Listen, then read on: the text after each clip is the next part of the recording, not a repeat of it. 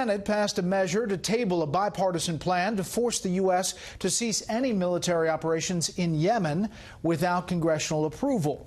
Some lawmakers blame Saudi Arabia for the 3-year-long conflict in Yemen, which they call a humanitarian disaster. And it is clearly that. The Saudis and their allies in the region point the finger, however, at Iran.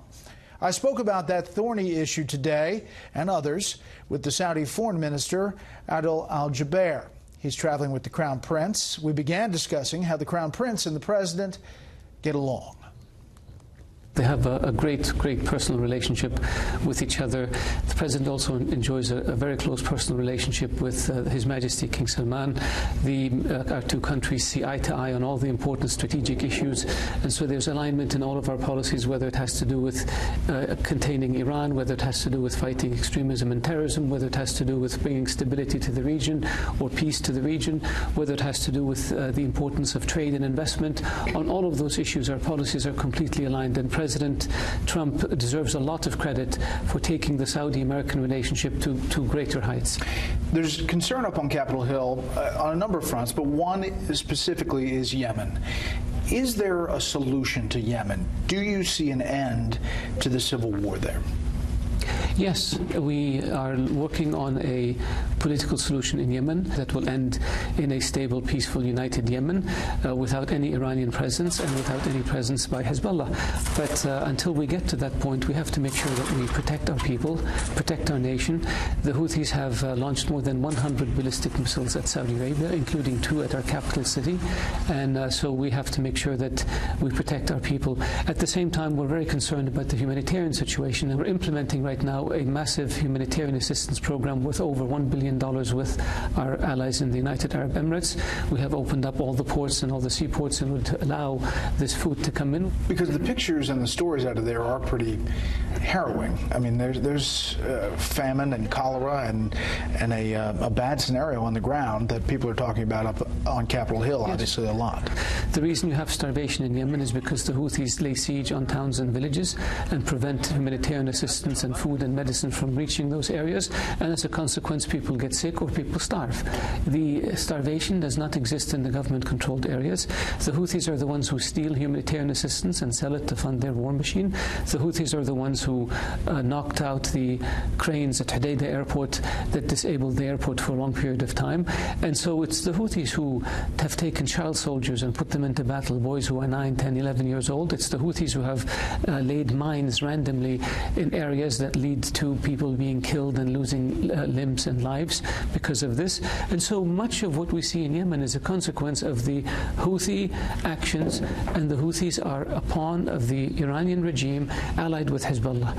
What they're trying to do is establish a second Hezbollah in Yemen, and what they're trying to do is turn Yemen into a satellite of Iran, and we cannot allow this to happen. Obviously significant concern about that on this visit, but also Syria.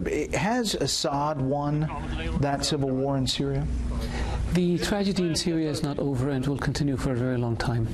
Even if the fighting stops, there has to be a phase for rebuilding the country, and there has to be a period where Syrian refugees can go back to their homes. And this can only happen if you have a credible political process.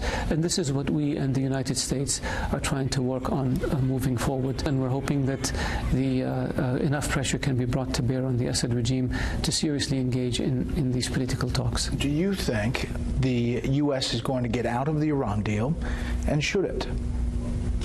I wouldn't be presumptuous to tell the U.S. what it should or shouldn't do, but we support President Trump's policies with regards to Iran completely. We believe they are the right policies.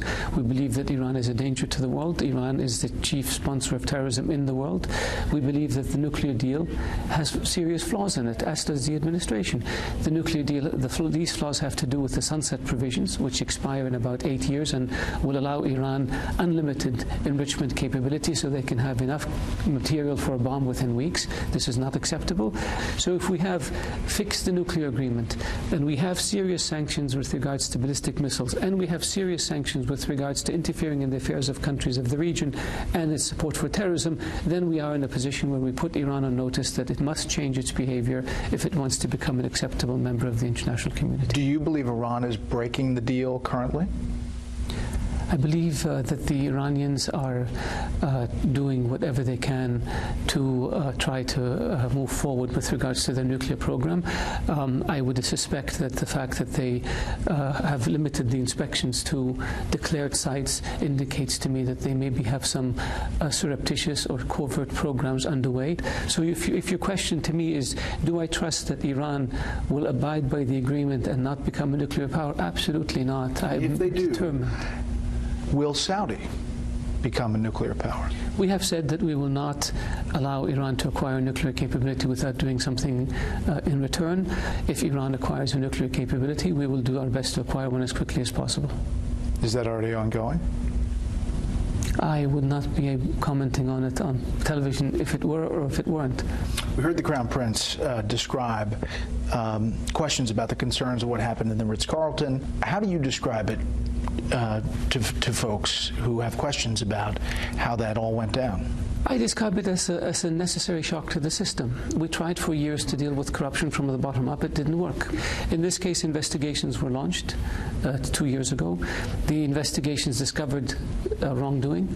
The individuals who were involved in this were brought in and were made an offer. They were told, if you acknowledge your wrongdoing and you return the funds that you stole, you can walk. If not, we will refer you to the public prosecutor, who will put you in jail and put you on trial, which can last a long time, and you will not be able to walk. And so the choice is yours. But most of them signed settlements, gave the money back, most of it, and went home. And those who refused are now detained, and they will be facing the judiciary. The message that went to Saudis is that His Majesty and the Crown Prince will not tolerate corruption. Those days are over, and they will not return again. We were losing roughly 10% of our budget to corruption. And so after this action, we hope it will never happen again. Finally, what do you all hope to get out of this trip? It is to go over the agreements that were signed and the understandings that were made when President Trump visited Riyadh, so that we see where we are in terms of the progress we've made. His Royal Highness will be traveling to New York to meet with financiers. He will be traveling to San Francisco to meet with captains of the tech industry. He will be going to Seattle. He will be visiting Los Angeles to meet with people in the entertainment industry, because we're opening up movie theaters in Saudi Arabia and we're promoting recreation and entertainment in our country, and we want to avail ourselves of the expertise that exists in Hollywood. And His Royal Highness will be visiting Houston to sign off on the $9 billion expansion of a Saudi-owned refinery in Houston. It's a major, major trip, but the idea is he wants to introduce Saudi Arabia to a broad cross-section of the U.S., and he wants to let them know that Saudi Arabia is open for business, that Saudi Arabia is on the move, that Saudi Arabia is changing, that it is dynamic, that it is innovative, that it is young, and that it wants to be America's partner in this. Mr. Minister, thanks for the time.